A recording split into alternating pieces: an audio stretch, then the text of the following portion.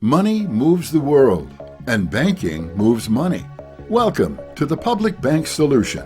Conversations about an emerging new American institution.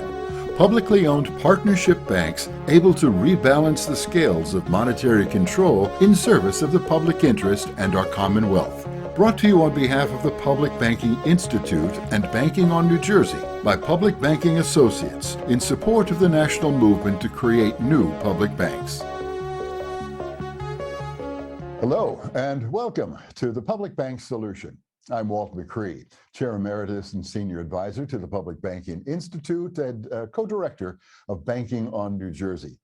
Today, our discussion is going to be, again, in two parts. We're very privileged to have a special guest, Dr. Thomas Marois of the University of London, who is a senior research fellow, probably certainly one of the preeminent global academics in public banking and public financial institutions. Thomas has written a number of books, lots of articles and lectures around the world in talking about the importance of public banks and how they fit into today's landscape of need and finance. So I'm just going to take a brief moment to remind you what a public bank is and what it isn't.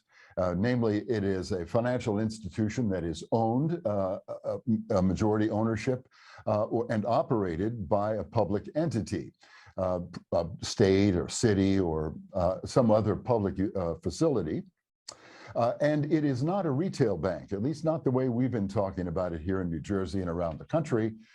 It is meant to be a bank that supports community banks and credit unions and government agencies with finance. So it's not a place where you get a car loan or a mortgage necessarily, certainly not in the US setting.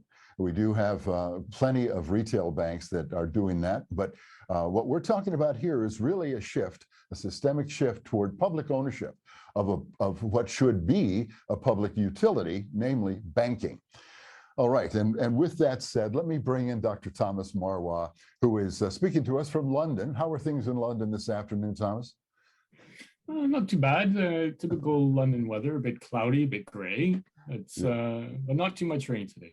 Yeah, good. Well, you don't have a London accent, and I suppose that's because you're from Canada, one of the other royal provinces, so to speak. So it's great to have you with us, Thomas. And of course, I'm also pleased to say also that Thomas is a member of the Public Banking Institute's Board of Advisors, who we're very honored to have him in that role as well. So his latest book is called Public Banks: Decarbonization, Definancialization, and Democratization.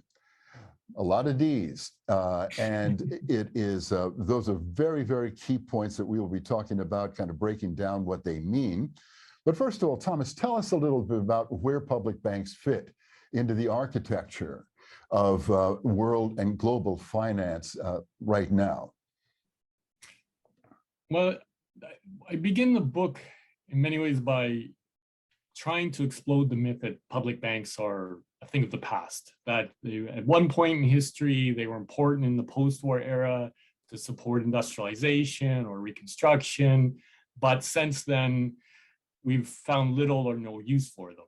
And you begin to sort of unpack that a little bit, and you see that public banks are persistent and prevalent around the world, that there are still more than 900 public banks in existence in the global north and global south.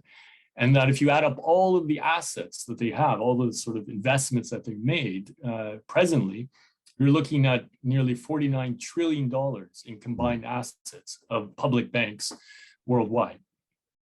Just to give you a sense of that's looking at a range of, I think, 40% of global GDP, or to put it otherwise, that just under 20% of all banking assets in the world, public and private combined, remain public in ownership and in control. So they are important. They are less important in some countries like the United States, and much more important in countries like Germany, where a third of the banking market is publicly owned or state-owned, or in places like India, where it might be 75%, or China, which would even be larger. But through much of Latin America as well, you will find public banks are the predominant form of bank in those countries. So they're still systemically important, and increasingly so. Their numbers and assets are growing over the last few years.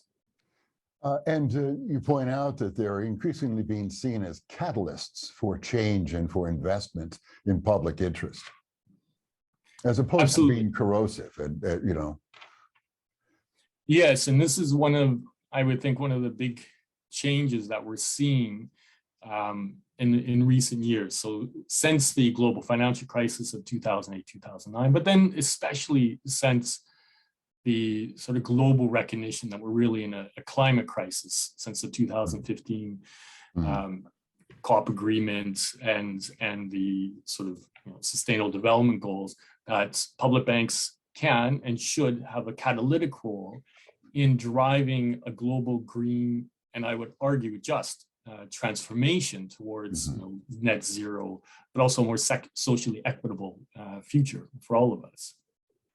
And public banks have really, increasingly being put at the center of that in terms of their policies, their investments, and their ability to really direct finance in that direction. Yeah, I use the word corrosive as a way of describing really with the alternative, which is the private capital markets, the private banks, which seem to rule the world. And some could say, well, that's true. They've got all the access to the money. Well, they don't have all of it, obviously, because public banks play a really critical role in bringing about, in executing public needs. That is a huge difference, and one of the words in the title of your book is definancialization, and that financialization is really the notion. Tell us what that is, and tell us why that is a corrosive component in the architecture of public finance now. So, basically, financialization, many would understand it as the increasing importance or dominance or prevalence of financial motives and financial profit-oriented decisions taking over the way in which we live and exist today. And so particularly in banks, that means really simply using money to make more money and prioritizing that above all else. But I would also say that the financialization is also much more about this sort of penetration of that logic into government and into public policy, so that everything from the delivery of water services to the provisioning of social housing to the credit rating of governments themselves, their credit worthiness, begins to be subordinated to their ability to access private financial markets. And we begin to internalize that logic and reshape our lives around it to be credit worthy. And definancialization, in many ways, is trying to reverse that. It's reversing the logic that the only provider of capital and money out there are private providers. So we need to bend everything we do to what they want us to do. And at the same time, finding and reclaiming and rediscovering those institutions already in existence that we have and have control over, potential control over, that can begin to slow the flows of money in global markets, because financialization is about rapid investments, being able to put your money in and get your money out very fast. And we have the capacity and examples where these institutions are meant to slow those finances. You draw them in, and then you reinvest it in your community, and then you fix that money within your affected community, your municipality, your state. And really, the Bank of North Dakota is one of the first examples of that, going back to the early 1900s. And they didn't call it definancialization back then, but the purpose of the Bank of North Dakota was to provide an alternative to the Wall Street banks that were sucking money and capital and wealth out of North Dakota, and to find a local option that's able to draw in money and then redistribute it within that state and hold it there. And this is really a driving factor in many of the new financial institutions and public funds and banks that are emerging. So there's one right now in my country, to the north of you in British Columbia. They just created a new fund called InVC. And one of its main purposes is to invest in businesses and communities within British Columbia, and in ways that it holds that capital there.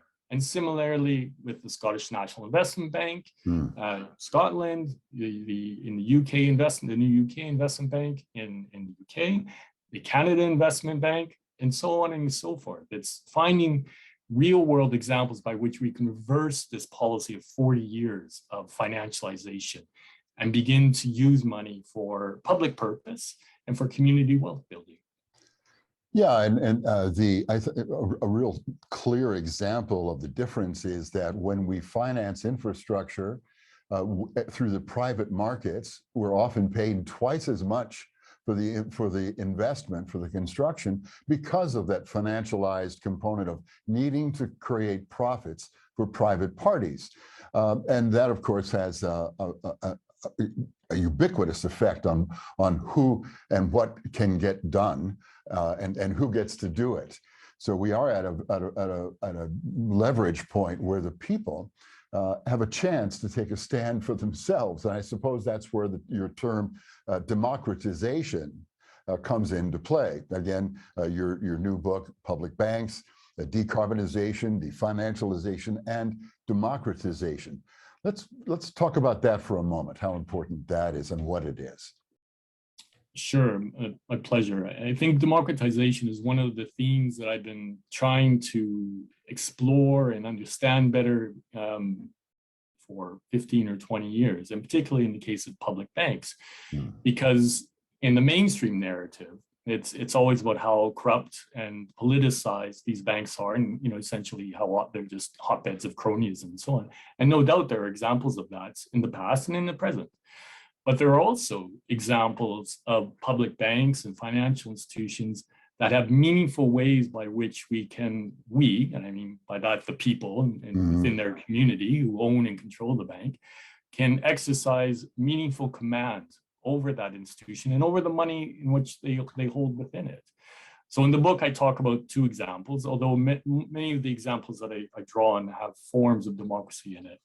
I talk about the well-known German example, the KfW Bank, that has two ministers from the government at the co-chair position, alongside 35 other members from civil society, from trade unions, from the legislature, from the government representatives on the board, and so on, that then give meaningful purpose and accountability and transparency to the policies that bank then undertakes.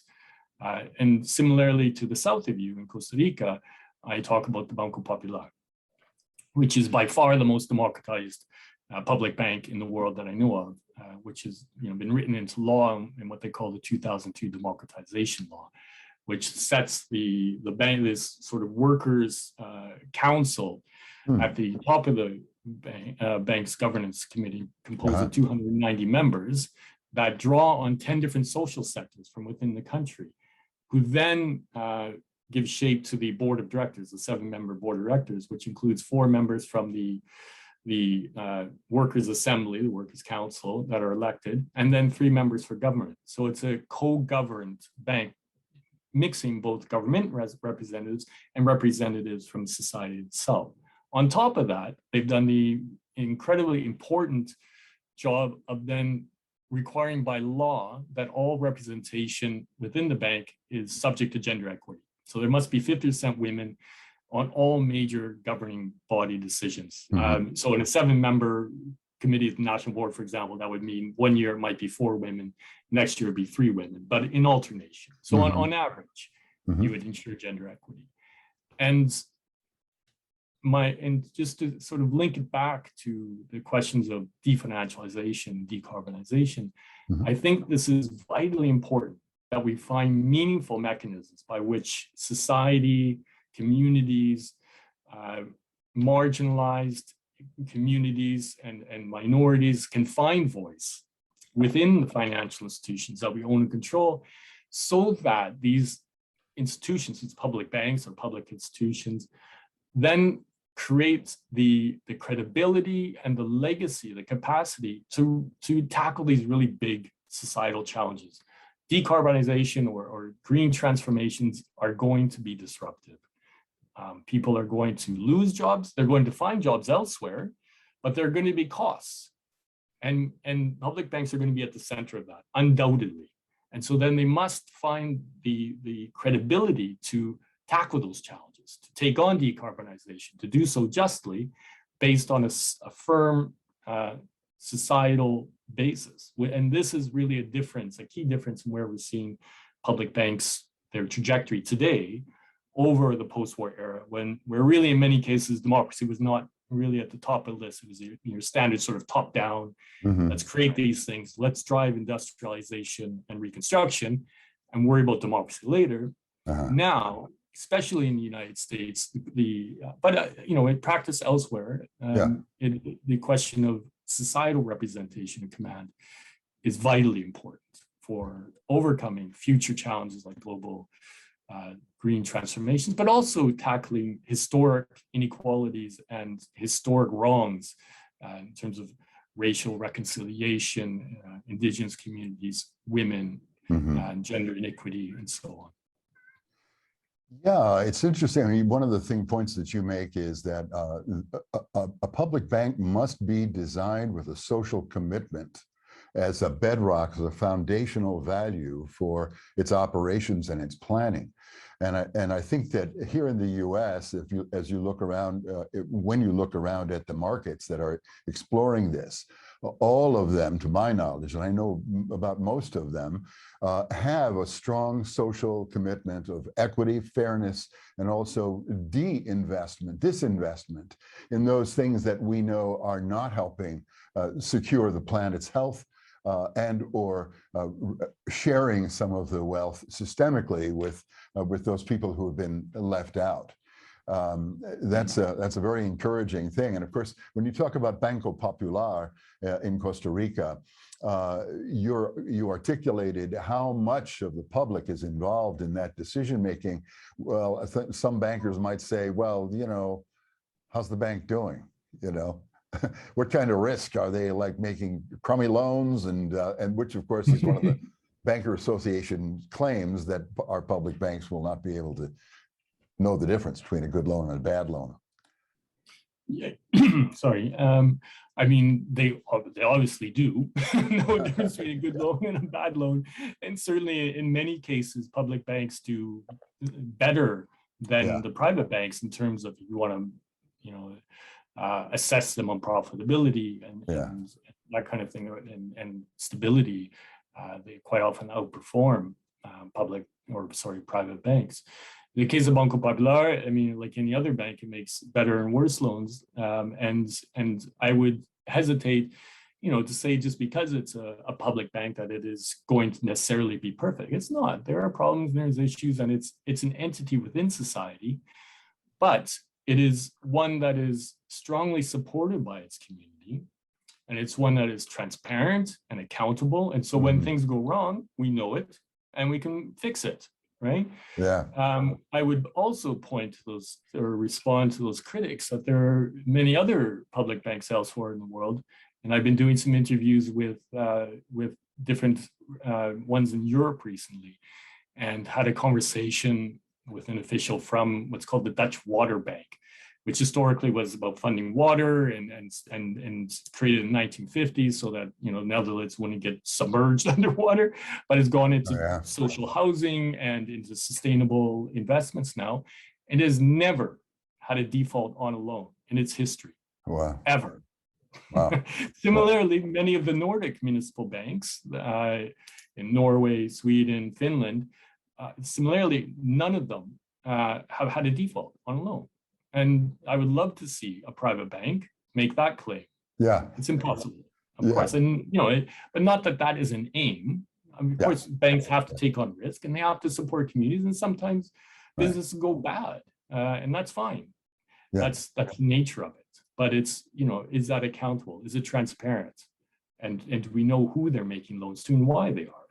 It's a fundamental difference between the public and the private when the public is done properly. Yeah, and of course, you illustrate how there is no transparency and little accountability in the private bank market. You look at what happened in 2008 and 9, and what continues to happen with the, with the practices of the private banking industry. Well, we don't really know everything that's going on there. You can follow it every day, but golly, there's a lot of stuff that's happening that is totally out of our sight. And by the way, with our money. I mean, one of the things that public banks do is create a systemic shift about what money is. It's not a commodity for profiteers. It's fundamentally relational. It has the relationship between people and enterprises. It is an enabler. It's neutral, but when you bring the heart of the public into it, you're changing the flavor and the nature of the institution, of the utility. I want to mention, just to read, frankly, from your book, some of the key benefits of public banks. Just itemize them. 4 of them here. Direct finance to priority economic sectors and geographic regions, to build the financial sector by filling the gaps in the credit supply, to promote economic stability by playing a counter-cyclical lending role, and to improve financial standards, insisting on social, environmental, and human rights safeguards. Well, those are values that the private industry cannot provide us. So when we're talking now at really, we've launched the public banking movement, there's terrific momentum. And in New Jersey, we're fortunate to have a governor and administration that sees the value of that, someone who was in Goldman Sachs and knows the other side, can work with both, I'll say. He's that kind of a guy. But we're certainly hoping to be able to employ the wisdom and the opportunities that are there. When you look around the world, I mean, I think you mentioned the Bank of Canada, and that's interesting historically because it was Canada's central bank is a public bank in name anyway, but it was made that way. And with it, they financed this transformative period of 20th century Canada because they were able to generate the credit that was needed. And yet, what happened to that? Well, yes, I mean, many other central banks around the world, and that capacity was undermined in Canada was one of the first ones, the late 1970s and 1980s. Yeah. With the idea that the market alone should be the one responsible for driving investments and controlling money supply, and that any other sort of interference in that is a form of corruption, or will create suboptimal economic gains and so on. Which, to bring that to the book for a moment, one of the chapters is dedicated specifically to engaging in this debate of, are public banks more inefficient or less inefficient? And it's clear that the evidence simply does not support that they are, necessarily more inefficient or not. It really just depends on the public bank. And in many cases, public banks have no profit motive at all or mandate. They merely have to be financially sustainable. They have to cover their costs and pay their employees. But beyond that, they don't need to turn much of a profit at all. And so, much of the debates on the efficiency of public banks is barking up the wrong tree entirely. They're not about making money. They're about making public purpose investments, about impacting their community, about stability, all the things you sort of listed off in terms of stability or counter-cyclical lending. And you can point to some of the absurdity in recent times in COVID, where you see the IMF and World Bank criticizing certain countries' public banks for having, not made enough of a profit at times of COVID, when they were, explicitly losing money in order to support communities, hospitals, municipal infrastructure, student loans. Right? It's quite a bizarre thing. Yeah, we're at a time where the private capital markets and the private banks lack the ability or the interest to really serve these needs of the people. So we're kind of an inflection point, because how much more debt can we take on as a society and a government? But really, we have to reclaim the power of our own, of using of control of our money to be able to move things forward for a new era that requires a huge amount of new capital investment. We just have a couple more minutes for this segment, and our next segment, we'll be talking about, we'll be focusing on the decarbonization aspect. But just briefly, for people who aren't going to able to join us for the next section, could you give us just a thumbnail sketch of that, about what role decarbonization or public banks have to do with that? This is similarly one of the absolutely fundamental, let's say, vista or horizon for public banks, and their capacity and role that they can play in beginning to fund clean energy, to begin to invest in the kinds of infrastructure that's not going to cook us to death in the next 40 or 50 years. But also, support innovations like retrofitting of housing at the community level or at the municipal level. So really, the key role in terms of pushing or directing not only money, but in directing money, encouraging society to decarbonize or reduce the sort of ways in which we reproduce ourselves from very high carbon automobiles or heating of houses or infrastructure to the low carbon or zero carbon options that are available out there. And public banks are doing so both by funding and financing that trajectory, but by also demanding that of themselves insofar as setting very clear sustainability policies or investment policies where they set floors, like we will not invest in this if it's carbonizing the environment. We will only do it if it's decarbonizing, as well as where we need to do more work, stop funding coal, start funding solar, offshore wind, and so on and so forth. Well, we will talk in more depth about that very thing in our next section of this interview. And New Jersey, from where I'm sitting, has got big agendas around becoming one of the greatest producers of wind energy in the country, and has a very strong commitment. So we'll get into that in our next session. But let me thank you now, Thomas. I've been speaking with Dr. Thomas Marois, senior researcher and lecturer at the University of London, and one of the facilities there, and an author of the new book, which is Public Banks: Decarbonization, Definancialization, and Democratization, which you can get on Amazon, and I think from Cambridge Press and like that. So, and there are a couple of copies still left. Yep, and actually you can get a discount still if you use the code Marois21. So MAROIS 21, and you'll get a 20% discount still. Thanks, Thomas. That's MAROIS, Marois, Thomas Marois.